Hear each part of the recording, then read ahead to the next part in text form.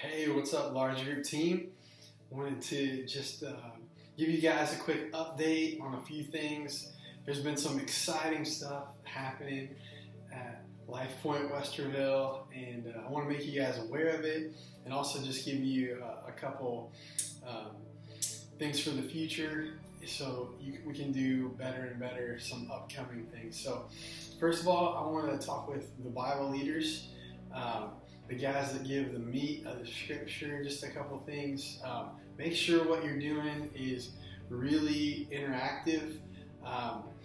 When we've got kindergartners that just moved up, that used to be in preschool, and some first graders, they're used to having things repeated a lot, and a lot of movement and motion. And like I've said before, if you bring kids up to help tell the story in some way, all those little things, using your emotion, using your, maybe some props to help teach, anything like that's really just going to help them engage a little bit more and keep them attentive.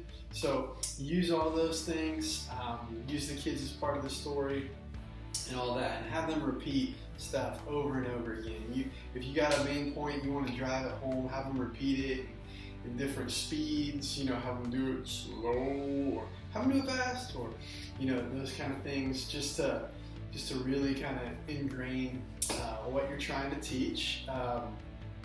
Two other things I want to tell you, Bible leaders: use stories from your life. If you can remember things from their age, that's huge. That makes you real to them. Or if you can't think of things from all the way back then you can just use stories from your kids' lives that they can totally relate to, things that you've seen your kids do, things like that. That still makes you real to them and relevant, and that's a really big deal when you're teaching the Word of God, because the more comfortable they feel with you, the more comfortable they feel with their small group leaders, and then even with their knowledge of the Bible, which sounds funny, but it's so true. And then tell them your name. It's really easy to forget to do that, but we want them to know who you are, especially as the Bible leader. You're more of the serious one. You're the one that they're going to see, even as little kids, as the authority figure in their lives. You're basically their pastor in a lot of ways. So just use their name. Make sure they know who you are. So that's it for Bible leaders. Hosts, some big stuff coming. I want to make you aware of just a couple really big changes. One is being that we're having the preschoolers come into Cru.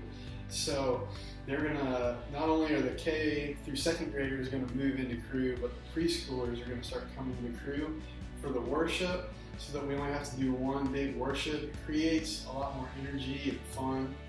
I think you're going to feel that as the host too. But that way, we're going to let them stay in for the host piece. So you are going to have some fun games that you always do, and be a little bit interactive with them. And so we want them to experience that. So sometimes you'll have a game, if you can use some preschoolers to compete in the games or whatever, do it. So that's a big deal. We've done it a few weeks now, and it's going great. We're going to keep rolling with it. So that's some big news that I want to let you know about. You guys bring the fun, and so that is a huge part of church. When I was young, no fun. I used to try to fake sick so I didn't have to go to church. Church was just below school. Like I hated school, but I hated church even more, just because it was just so drab. The teachers were worse than the teachers in school. And so this is very much the opposite. We've got lots of kids that are loving to be here, and a big part of it is because of you guys, having fun with them, giving them high fives, bringing them up in front, doing games with them and things like that. So the host is huge. You bring the fun and a great atmosphere. So thank you for doing that. Last really big thing is, as a host, I'm going to send you out an email in the next day or two, and you're going to have some identities in that email. I want you to pick an identity for your character, because we're going to start having identities that are consistent.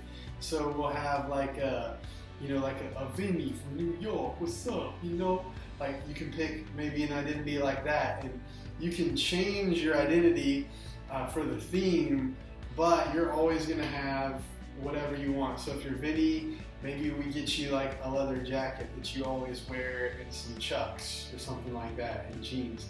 So that is the Vinny character. We're going to have a nerd character. We're going to have a drill sergeant character. I'm going to send you guys the characters, and I want you to pick which one you have the most fun with, and then I'm going to purchase you the outfit, and then that'll be the outfit that you wear.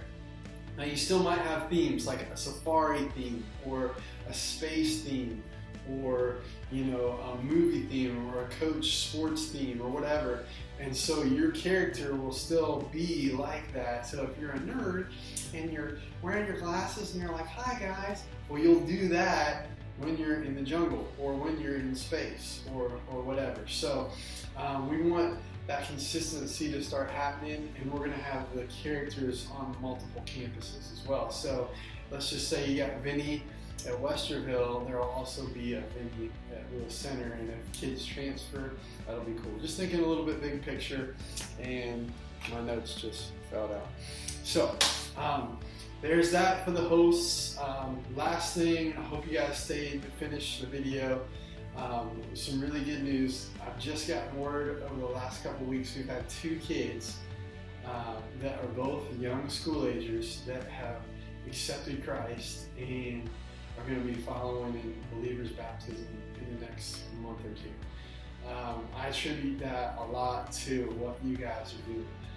The kids are loving it. They're paying attention. They're learning.